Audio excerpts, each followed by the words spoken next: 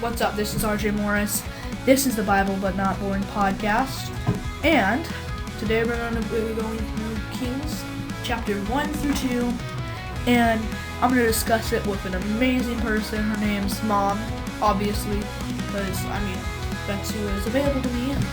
And I try to have guests as much as I can. And today, I'm lucky and I have a guest. So, I really hope you enjoy this podcast. Bible But Not Boring. This is the first episode, a very engaging Bible podcast. So, without further ado, enjoy.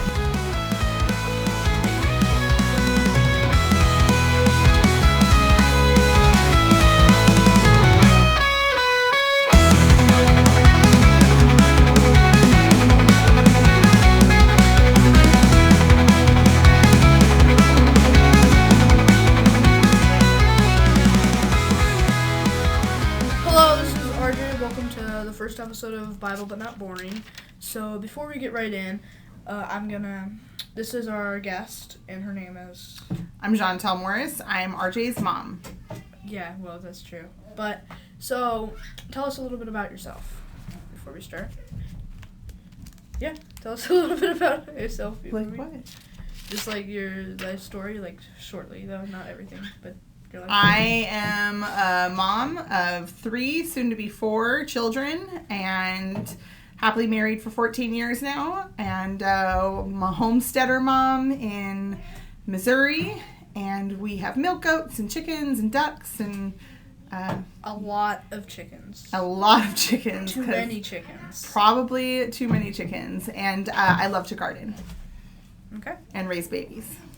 Well, I've done some research. This is the first part on King Solomon. So this might go for like 3 parts, or it might go for 100. I don't know yet. So this was around roughly 97 BC. That's when this whole event took place. Roughly around 79 BC. So say 79 or 97? I feel like you 79. 79. Okay. It's 79. Roughly 79. Nobody knows for sure. So, this is the first chapter. Am I just doing a read? Am I doing a read aloud here? Yeah. Do I read the whole first chapter? Yeah, just read the whole first chapter. And then That's the real reason you brought me in. King David grew old. Hey. The years took their toll, and he couldn't get warm, even when they recovered him with bedclothes. His servants said to him, "Let us try to find a young virgin for my lord the king. She can wait on the king and be a companion for him, and she can lie next to you, so that my lord the king will get some heat." After looking through all of Israel's territory for a beautiful girl, they found Abishag the Shunammite and brought her to the king. The girl was very beautiful and became a companion for the king. She took care of him, but the king did not have sexual relations with her. Adonya, the son of Haggit, was beginning to claim that he would be king. To this end, he organized chariots and horsemen with 50 men to run ahead of him. His father had never in his life confronted him by asking, "Why are you behaving this way?" Moreover, he was a very handsome man. He was born next after Absalom.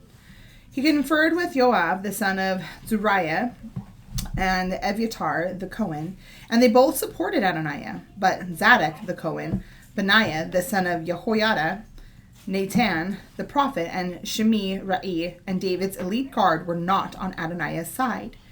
One day, Adoniah killed sheep, oxen, and fattened calves at the stone of Zochelet. It's like, it would be like, right? Zochelet. By Ein Rogel. He summoned all his brothers and king's sons and all the men of Yehuda, the king's servants, but he did not summon Nathan the prophet, Benaiah, the elite guard, or Shlomo, his brother, which would be Solomon. Yeah. Nathan went to Bathsheba, the mother of Shlomo, and said, "Haven't you heard that Adoniah, the son of Haggit, has become king without the knowledge of David our Lord? Now come, please let me give you advice so that you can save both your own life and that of your son, Shlomo. Go get in to see King David and say to him, 'My lord, king, didn't you swear to your servant? Your son Shlomo would be king after me. He will sit on the throne. So why is Adoniah king?' Right then, while you are still talking to the king, I will also come in after you and confirm what you are saying." Bathsheba went in to the king in his room. The king was very old. Abishag the Shunammite was in attendance on the king. Bathsheba bowed, prostrating herself to the king. The king asked, "What do you want?" She answered him, "My lord, you swore to me by Adonai, your God, to your servant, your son Shlomo will be king after me. He will sit on my throne. But now here's Adoniah ruling as king, and you, my lord the king, don't know anything about it? He's killed oxen, fattened calves, and sheep in great numbers, and he has summoned all the sons of the king, Abiathar the Cohen and Joab, the commander of the army, but he didn't summon Shlomo, your servant. As for you, my lord the king, all Israel is watching you. They are waiting for you to tell them who is to sit on the throne of my lord the king after him. If you don't, then when my lord the king sleeps with his ancestors, I and my son Shlomo will be considered criminals. Right then, while she was still talking with the king, Nathan the prophet entered. They told the king, Nathan the prophet is here. After coming into the king's presence, he prostrated himself before the king with his face to the ground. Nathan said, My lord king, did you say Adoniah is to be king after me? He will sit on my throne? For he has gone down today and killed oxen, fattened calves, and sheep in great numbers. And he has summoned all the king's sons, the commanders of the army, and Abiathar the Cohen. Right now they are eating and drinking in his presence and proclaiming, Long live King Adoniah. But he didn't summon me, your servant, or Zadok the Cohen, or Benaiah the son of Jehoiada, or your servant Shlomo. Is this authorized by my lord the king without your having told your servant who would sit on the throne of my lord the king after him? King David answered by saying, Summon Bathsheba to me. She entered in the king's presence and stood before the king. Then the king swore an oath, As Adonai lives, who has delivered me from all adversity, as I swore to you by Adonai the God of Israel, your son Shlomo will be king after me. He will sit on my throne, in my place. So will I do today. Bathsheba bowed with her face to the ground, prostrating herself to the king, and said, Let my lord King David live forever. King David said, Summon Zadok the Cohen, Nathan the prophet. And he died a few days later. Yeah. Nathan the prophet and Benaiah the son of Jehoiada, they came before the king. The king said to them, Take with you the servants of your lord, have Shlomo my son ride on my own mule, and bring him down to Gihon. There Zadok the Cohen and Nathan the prophet are to anoint him king over Israel. Sound the shofar and say, Long live King Shlomo. Then escort him back. He is to come and sit on my throne, for he is to take my place as king. I have appointed him to rule over Israel and Yehudah. Benaiah responded to the king, saying, Amen. May Adonai, the God of my lord the king, confirm it. Just as Adonai has been with my lord the king, so may he be with Shlomo, and make his throne even greater than the throne of my lord King David. So Zadok the Cohen, Nathan the prophet, Benaiah the son of Jehoiada, and Kareti and Pleti went down and had Shlomo ride on the king's mule and brought him to Gihon. Zadok the Cohen took the horn of olive oil out of the tent and anointed Shlomo. They sounded the shofar, and all the people shouted, Long live King Shlomo! And all the people escorted him back, playing flutes and rejoicing greatly, so that the earth shook with the sound. Adoniah and all his guests heard it while they were finishing their meal, but it was Joab who said, when he heard the blast of the shofar, and asked, That noise, what's the meaning of this uproar in the city? While he was still speaking, there came Jonathan, the son of Abiathar the Cohen. Adoniah said, Come in, you're a worthy man, so you must be bringing good news. Jonathan answered Adoniah, The truth is, our Lord King David has made Shlomo king. Moreover, the king sent him with Zadok the Cohen, Nathan the prophet, and Benaiah the son of Jehoiada, and the Kareti and the Pleti, and they had him ride on the king's mule. And the Zadok and the Cohen and Nathan the prophet anointed him king in Gihon. Then they escorted him back from their rejoicings with the cities and in the uproar. This is the noise you've been hearing. Moreover, Shlomo is now sitting on the throne of the kingdom. More than that, the king's servants came and blessed our Lord King David with these words, May God make the name of Shlomo better than your name, and his throne greater than your throne. After which the king bowed down on the bed. Finally, the king said, Blessed be Adonai, the God of Israel, who has given someone to sit on my throne today when my own eyes can see it. At this, all Adonai's guests grew frightened. They got up, everyone going his own way. Adoniah too was afraid because of Shlomo. He got up, went and took hold of the horns of the altar. Shlomo was told, Here, Adoniah is terrified to King Shlomo. He has grabbed hold of the horns of the altar and is saying, First let King Shlomo swear to me that he will not have his servant executed. Shlomo said, If he will demonstrate that he is a worthy man, not a hair of his will fall to the earth. But if he is found making trouble, he will die. So King Shlomo sent, and they brought him down from the altar, and he came and prostrated himself before King Shlomo, and Shlomo said to him, "Go home." Thank you for the reading, Mom. You're very welcome. So, before we go into that, there is 2 mentions of Solomon and Samuel. And also, for those who don't know, I figured out that the Bathsheba, like David's great sin, was actually how Solomon was born. Mm-hmm. It's pretty crazy. Yeah. I guess I hadn't drawn that like, I just read it, so I know, but I guess I didn't, put that together mentally. For those who don't know what the Bathsheba thing is. Oh, so in, what is it, Samuel? Yeah, in 2 Samuel, I think. Yeah, in 2 Samuel, David has been, he comes out of his, exile running from King Saul, and then he's proclaimed king, and then he goes to war, conquering other lands and from enemies. He, wins back a lot of the promised land, and then, in his, in his weakness, he sees a woman, Bathsheba, another man's wife, and takes her, and she becomes pregnant, and then to hide the adultery, he has her husband murdered in war, and then takes her as a wife in his home. And then, who is it? It's not Samuel who confronts him. Who's the prophet? Nathan? Is it? I think it is Nathan. Nathan, I think that, I'm pretty sure it's Nathan the prophet, comes and calls him to repentance, and he does repent for the sin. He confesses and repents. Yeah. But now we have Solomon, or Shlomo, as it is in the CJB translation. Mm-hmm. If you have a complete Jewish Bible, it's on page 349. Was born from that. I don't know if it's the same son. Is it a son, a different son? Because I swear that son dies. No, it literally says Bathsheba was Solomon's mom. But she could have had other sons. True. I don't remember. I can't say for sure. She may have had other sons, and that may have not been the one.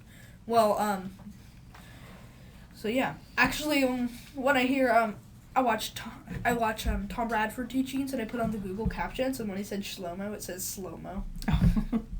So, David was around 70 years old when he was, really near death. Mm-hmm. What is very, very old for back then. It was most people died in their 40s.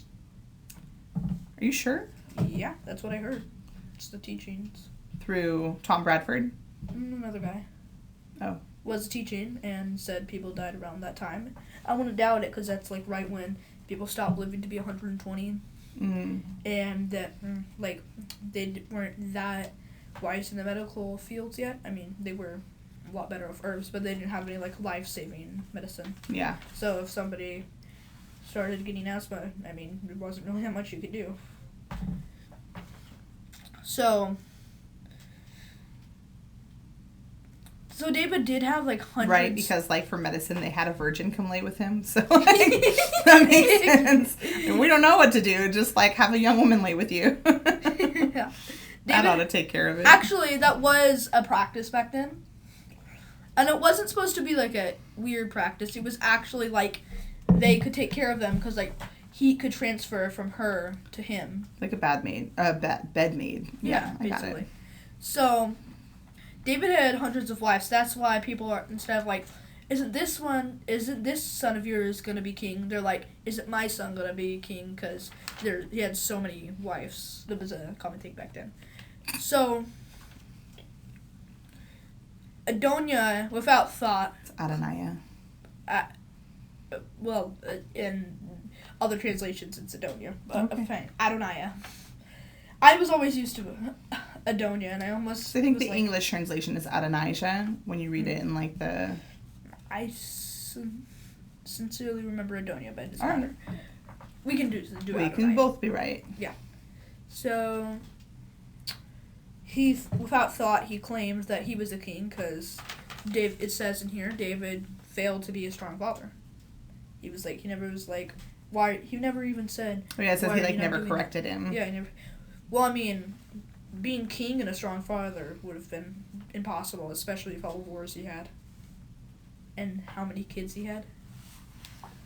Yeah, I don't know how many kids he had. I feel like if y'all blesses you with it, you're called to steward those talents, you know. We do fail. Thank goodness for grace.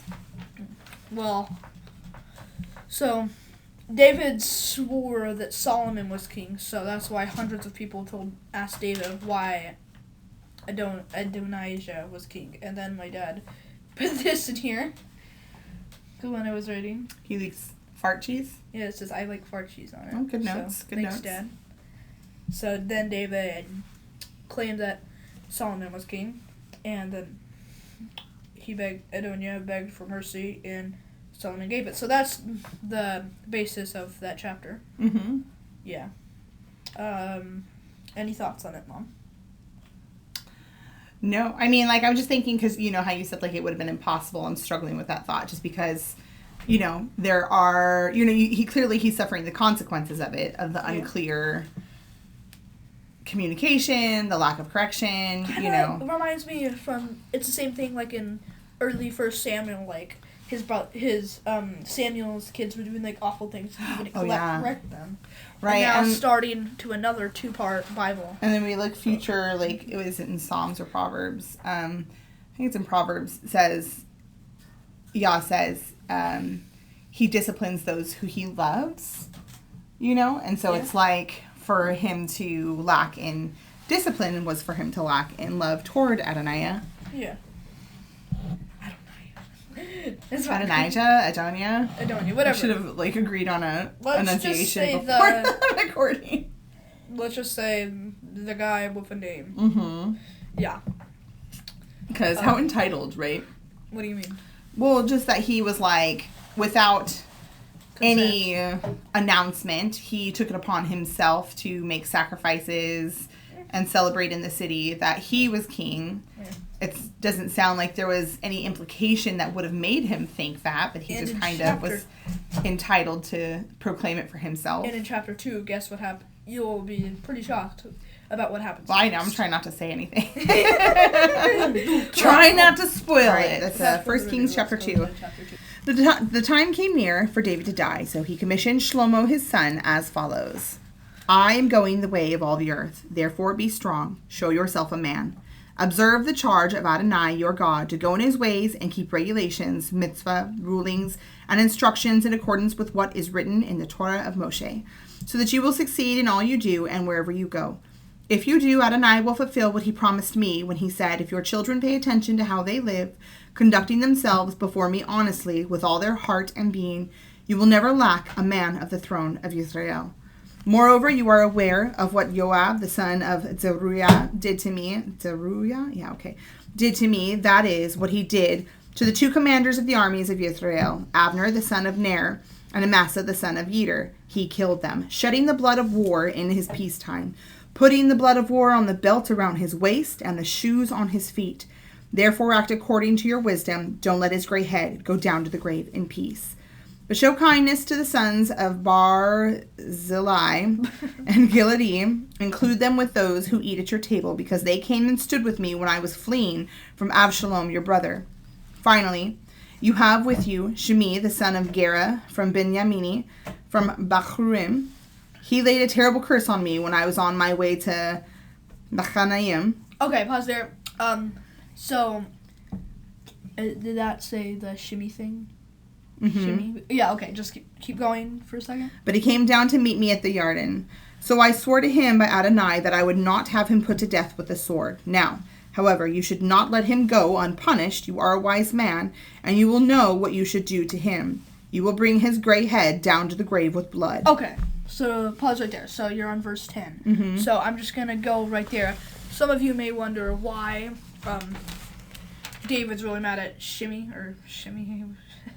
Well, if you go to Samuel 5:16, 12... 1 Samuel? 2 Samuel? Yeah. 5:16. Sorry, guys, I made a terrible mistake. It's actually 2 Samuel 16:5. And 16. So. Okay. Right there. Thank you.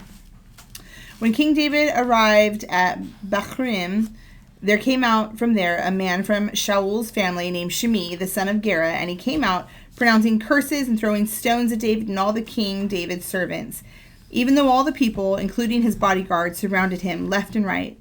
When Shimei cursed, he said, get out of here, you killer, you good for nothing. Adonai has brought back on you all the blood of the house of Shaul. You usurped the kingship, but Adonai has handed over the kingdom to Absalom, your son. Now your own evil has overtaken you because you were a man of blood. Okay. Yeah, so then you go to, I'm making sure I got it right this time. 19, 16 through 24. Second Samuel, yes. 19. It was what was it, 19? 16 to 24, 16. Right? Okay. The king started back and arrived at the Jordan, while Yehuda came to Gilgal in order to meet the king and bring the king over the Jordan. Shimei, the son of Gera, the Benyamini from Bathsheba, hurried and came down with the men of Yehuda to meet King David. There were 1,000 men of Benjamin with him, also Ziva, the servants of the house of Shaul, with his 15 sons and 20 servants, and they rushed into the Jordan ahead of the king, to ferry the king's household across and do whatever else the king wanted done. Shimei, the son of Gera, fell down before the king when he was ready to cross the Jordan, and said to the king, may my lord not hold me guilty of a crime. Don't remember the wrong your servant did on the day my lord the king left Jerusalem. May the king not take it to heart, for your servant knows that I have sinned. Therefore, look, I am the first one of all the house of Joseph to come today and go down to meet my lord the king. You said to 24 or? Yeah, 24. Avishai, the son of Zeruiah, answered, shouldn't Shimei be put to death for this? After all, he cursed Adonai's anointed ruler. But David said, what do I have in common with you, you sons of Zeruiah? Why have you come, my adversaries, today? Should anyone in Israel be put to death today? Don't I know that today I am king over Israel? Then the son said to Shimei, you will not be put to death. And the king swore it to him. Okay? That's the context so we were looking for. Back to 10. 1 David 2:10. Yep. Then David slept with his ancestors and was buried in the city of David. David had ruled Israel for 40 years, 7 years in Hebron and 30 years in Jerusalem. Shlomo sat on the throne of David his father, and his rule had become firmly established. When Adoniah, the son of Haggith, came to Bathsheba, the mother of Shlomo, she asked, have you come as a friend? He answered, yes, as a friend. Then he continued, I have something to say to you. She said, go on. He said, you know that the kingdom should have been mine, that all Israel was looking to me to be their ruler. No matter, the kingdom has turned around and become my brother's because Adonai gave it to him. But now I ask one favor of you, don't deny me. Go on, she said. He said, please speak to Shlomo the king, for he won't say no to you, and ask him to give me Abishag the Shunammite as my wife. Bathsheba said, all right, I will speak to the king on your behalf. So Bathsheba went to King Shlomo to speak to him on behalf of Adoniah. The king rose to meet her and bowed down to her. Then he sat down on his throne and had a throne set up for the king's mother so that she sat at his right. She said, I am asking one small favor of you. Don't deny me. The king said to her, ask, mother. I won't deny you. She said, let Abishag the Shunammite be given to Adoniah, your brother, as his wife. King Shlomo answered his mother, why are you asking Abishag the Shunammite for Adoniah? Ask the kingdom for him too. After all, he's my older brother. Yes, for him and for Aviatar the Cohen and for Joab the son of Zeruiah. Then King Shlomo swore by Adonai, may God do terrible things to me and worse if Adoniah hasn't condemned himself to death with this request. Now, therefore, as Adonai lives, who has established me, put me on the throne of David my father, and set up a dynasty for me, as he promised, Adoniah will certainly be put to death today. King Shlomo commissioned Benaiah the son of Jehoiada, and he struck him down so that he died. To Abiatar the Cohen, and the king said, you get yourself to Anatot, to your own fields. You deserve to die, but I won't put you to death just now, since you did carry the ark of Adonai Elohim before David my father, and you suffered together with my father in everything he suffered. So Shlomo forced Abiatar out of his task as Cohen to Adonai, so that Adonai had said in Shiloh about the family of Eli might be fulfilled. When the news came to Joab, he fled to the tent of Adonai and took hold of the horns of the altar. For Joab had given his support to Adoniah, even though he had not supported Absalom. King Shlomo was told, Joab has fled to the tent of Adonai. He's there by the altar. Shlomo sent Benaiah, the son of Jehoiada, with the order, go, strike him down. Benaiah came to the tent of Adonai and said to him, the king says, leave. He answered, no, I'd rather die here. Benaiah brought the message back to the king. This is what Joab said to me. The king answered him, do what he said. Strike him down and bury him. In this way you will take away from me and my father's family the blood which Joab shed for no reason. Adonai will bring his blood back on his own head because he struck down 2 men more righteous and better than he.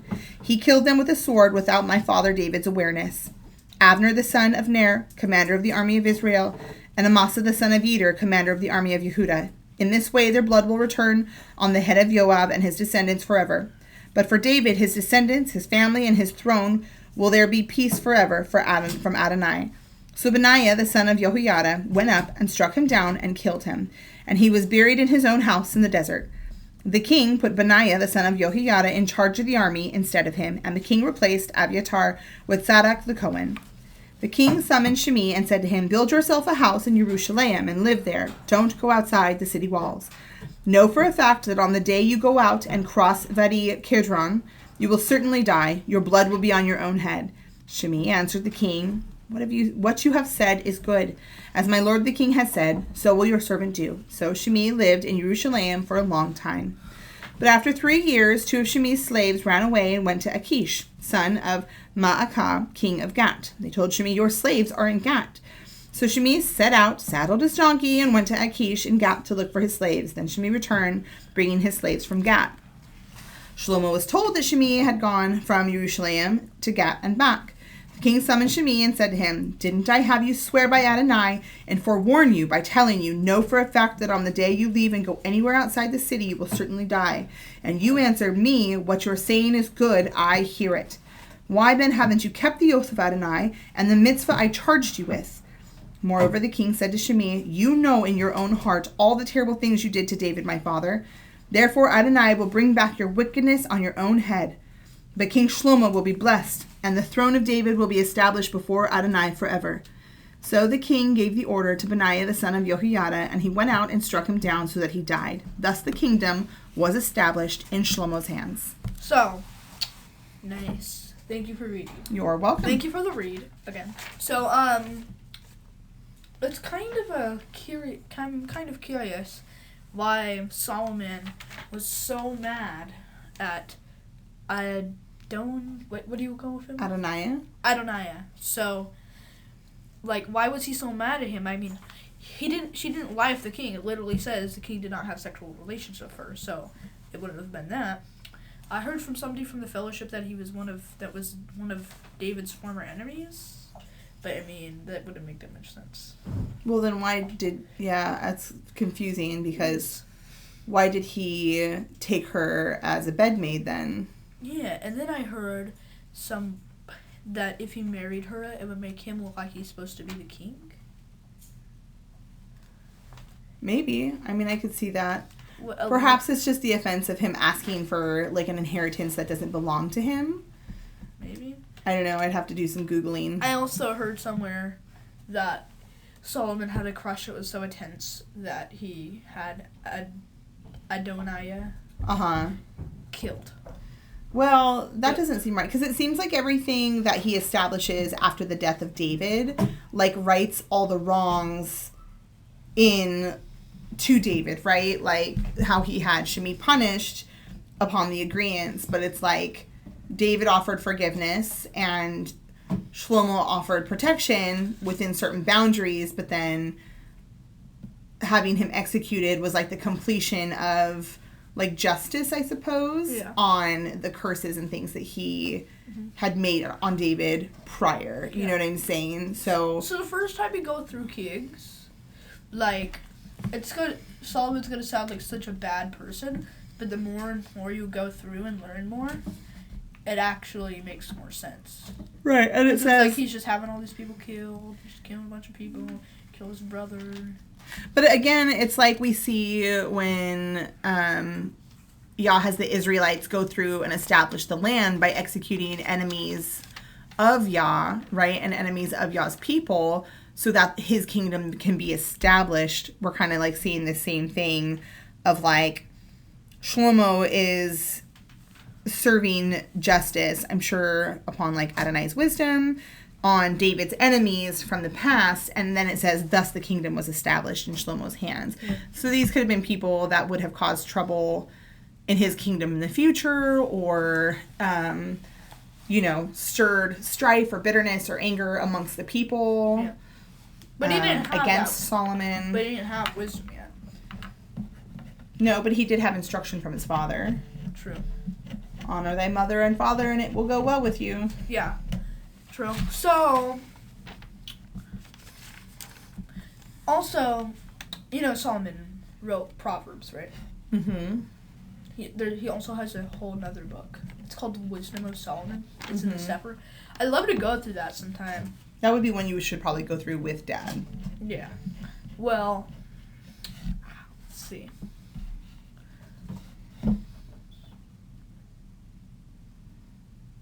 So, has Solomon made good decisions?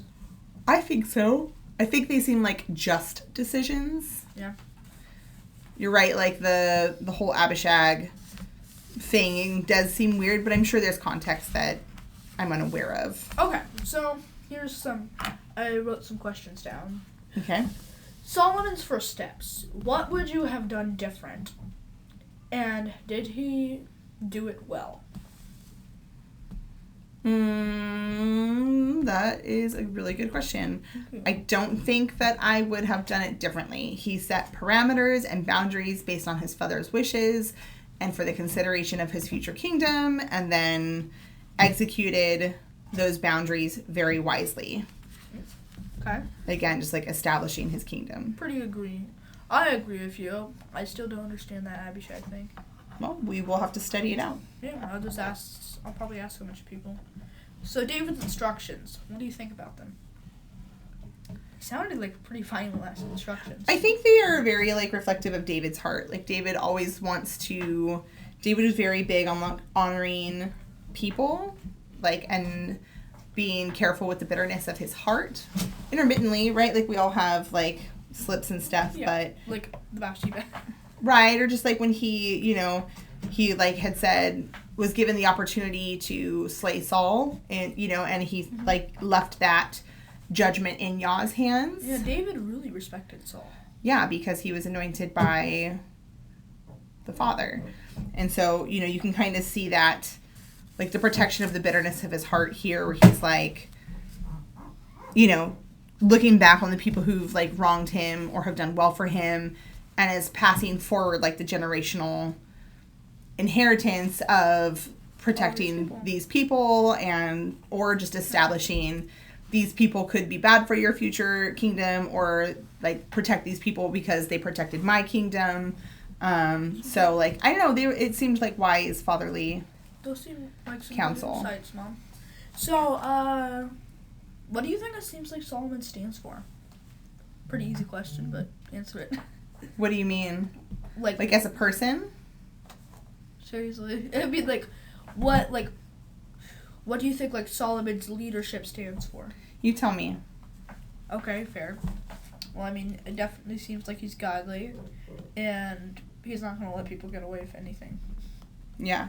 He is known... Well, it's not you poked someone's head, I'm going to put you in jail for 50 years, but he's not going to let people get away. Well, he is known as ruling wisely, even before he asks for Yah's wisdom, and establishing much wealth and personal gain through that wisdom. So while right now he's doing really well to establish his father's kingdom, I think that's godly wisdom for his father, but we'll see how it progresses. There's some things that I really want to add here, but I don't want to ruin the rest of these parts.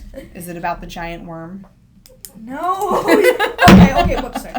I'm just gonna say that because Solomon.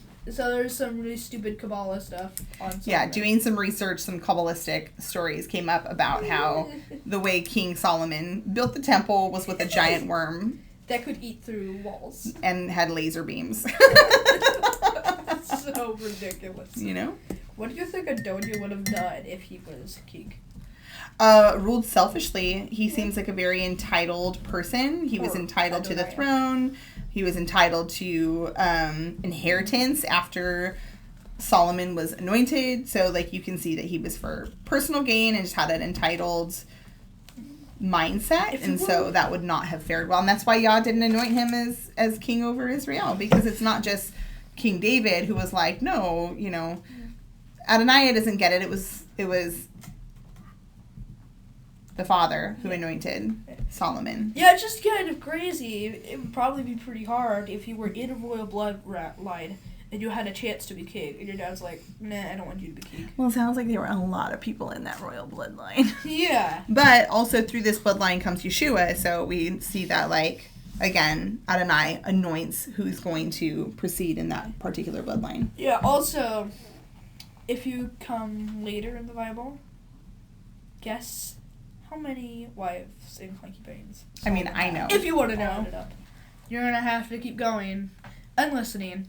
Everybody, I have one question, I think. There's a big joke that says that King Solomon couldn't have been that wise because of how many wives and concubines he had. And then he speaks about women not, like, falling for temptation in Proverbs.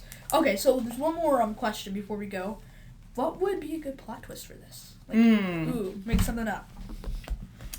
Make something. Okay, you start. I'm thinking. Okay, well, we probably should have thought this through before we started recording. I guess the big plot twist would have been if King David was like, "What are you talking about? Like, I don't care who's king. Adonai called it first." Like, like, and then Adonya's king, and then Solomon. Adonai and is king, but Solomon knew he was supposed to be king.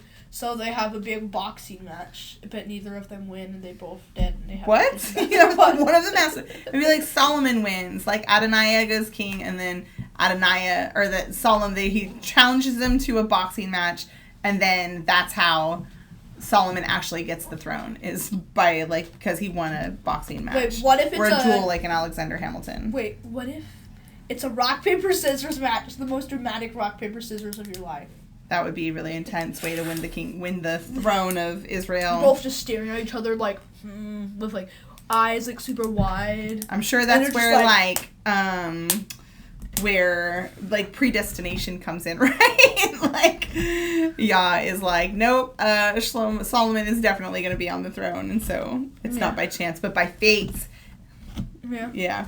Well, everybody, thank you for listening to the first part and the very first episode of Bible But Not Boring. Hopefully it wasn't boring for you, and thank you for listening. And stay tuned for episode 2, where Robert Morriss, father of RJ, will come in and offer his insights. Yeah, and also, I just want to say, support means the world to me. There's no way I could succeed without every single listener. Bye-bye. Thank you so much. Your support means the world to me, and I am so glad that you got this far in the Bible But Not Boring podcast. I really hope you enjoyed it. Stay tuned for part 2.